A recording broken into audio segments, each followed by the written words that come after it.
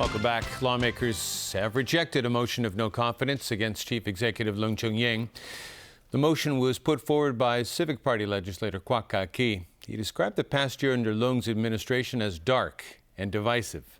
But Chief Secretary for Administration Carrie Lam defended her boss. She cited, for example, Leung's recent efforts to help resolve the Manila hostage crisis. The motion was eventually rejected by the council. A former Hong Kong resident has been sentenced to 18 months in jail in Canada for human trafficking. He was found guilty of keeping his foreign domestic helper in domestic servitude in Vancouver for 2 years. Evelina Leung reports. I feel great because Leticia Sarmiento, the Filipino domestic helper in this case, said she's happy with the sentencing. I didn't see all my family for 7 years, and I feel great now because I know I have freedom here in this country. The court heard Franco Orr and his family hired Sarmiento when they were living in Hong Kong. In 2008, the helper followed the Orr family when they moved to Vancouver. Sarmiento said the Orrs had tricked her into moving with them, promising her excellent working conditions and that she will eventually be able to apply for residency in Canada. Instead, the helper claimed that once she got there, the family confiscated her passport, had her work 16 hours a day with barely any days off. Orr, on the other hand, said Sarmiento had begged his family to bring her to Canada.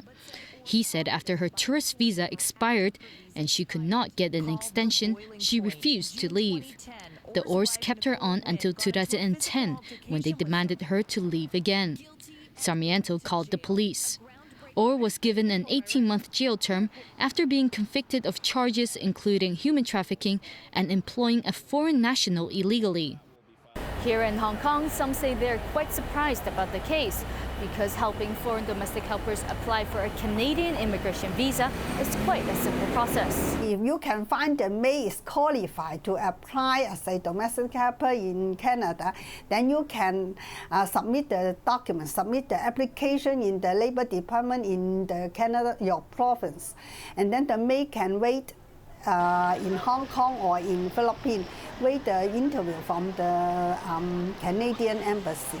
In Hong Kong, it takes around 6 to 8 months, then you can get the visa.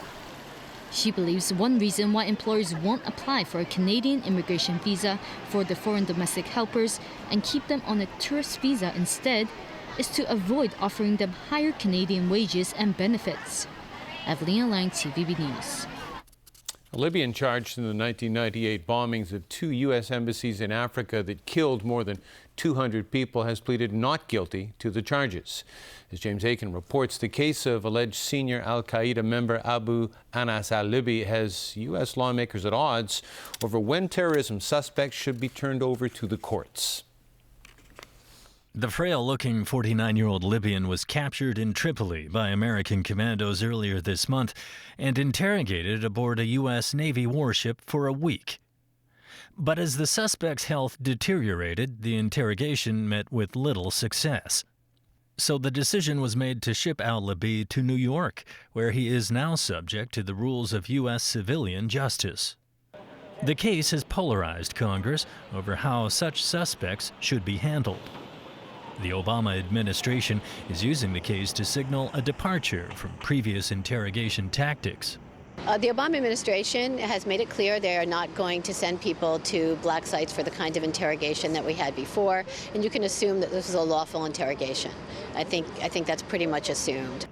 The case has become another flashpoint for Republicans who wanted to send the terror suspect to Guantanamo Bay for indefinite interrogation because he's considered a treasure trove of information. They argue that giving these suspects the protection of the courts is like treating them like common criminals, allowing them access to the U.S. justice system.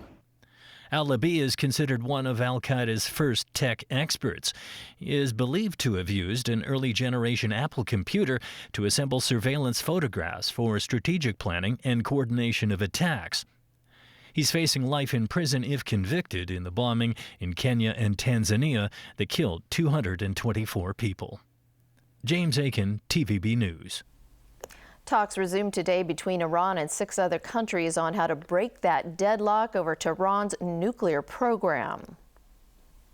Yesterday, Iranian negotiators presented the world powers with a plan declaring the time had come to end the country's economic distress caused by crippling sanctions.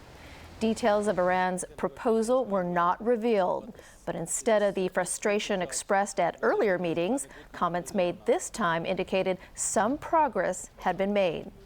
Possible concessions by Iran in exchange for the lifting of sanctions could include increased monitoring and a scaling back on uranium enrichment, seen as a path to nuclear arms. Chris, I'm going to punt it on over to you for some football. Yeah, we're edging closer to World Cup time. More teams secured their places at the World Cup in Brazil next summer as countries around the world played some intense qualifying games. Among those ready to samba are England, who overcame Poland on home turf. Tony Sabine reports. England went into their World Cup qualifier against Poland knowing that only a win would suffice. But the Poles made life hard for the hosts, creating several good chances early in the game. English nerves were settled right before the break when a cross from Leighton Baines found Wayne Rooney, who made it 1-0 with a glancing header in the 41st minute. Still, England could only be sure of their place in Brazil next summer towards the end of the match. Skipper Steven Gerrard ran past two defenders to seal a 2-0 win in the 88th and a place at the World Cup. I got a bit of a break with the goal, but when I seen it at the back of the net, it was a tremendous feeling. England manager Roy Hodgson was delighted for his players and the fans. That's great. I mean, it's been our goal. I suppose you could even say it's a dream for every national team. I think these last four matches have really shown some very good sides to our play. You know, not just our attacking play, but the fact that we can also defend and get around the ball and take up the right defensive positions when we need to. In other World Cup action, defending champion Spain notched up a routine win over Georgia in their final qualifying game. Alvaro Negredo scored in the 26th minute, and Juan Mata doubled the lead in the 61st to seal a 2-0 win. France placed second in the group after beating Finland, but can still reach the tournament if they win their playoff. Also joining the party next summer are Bosnia and Herzegovina, whose 1-0 win away to Lithuania was enough to earn their first World Cup ticket since gaining independence. Tony Sabine, TVB News. In South America, Uruguay stunned one of next year's favorites, Argentina. A topsy-turvy match saw 5 goals scored, resulting in a decisive 3-2 win for Uruguay. The victory means they'll be at the World Cup along with Argentina and, of course, the host Brazil. The baseball playoffs, the St. Louis Cardinals have the clear advantage over the Los Angeles Dodgers in the National League Championship Series. A 2-run homer from Matt Holliday in the 3rd inning set things up nicely for the Cards. Shane Robinson's homer in the 7th sealed a 4-2 win on the night and gives St. Louis a 3-1 lead in the best-of-7 series.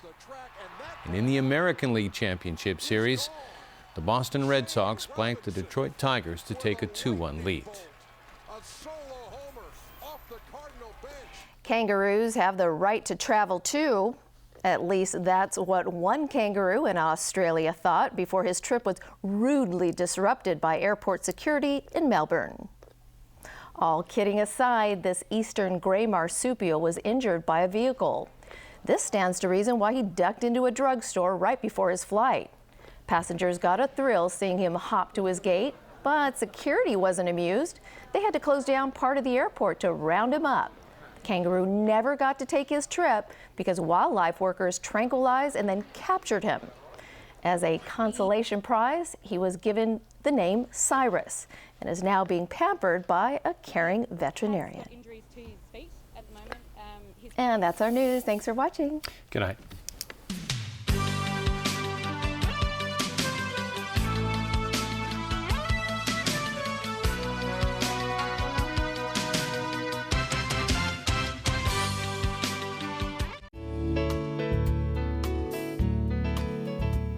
Good evening. The weather was mainly cloudy with sunny intervals. And as tonight's situation chart shows, a northeast monsoon is affecting the South China coastal areas. Today's temperatures range from 24.7 to 27.6 degrees, and the relative humidity was between 62 and 76%. Winds are fresh easterlies. The current temperature is now 25.5 degrees Celsius, with the relative humidity standing at 75%. A trace of rainfall has been recorded since midnight. So Freddie, how's the weather tomorrow?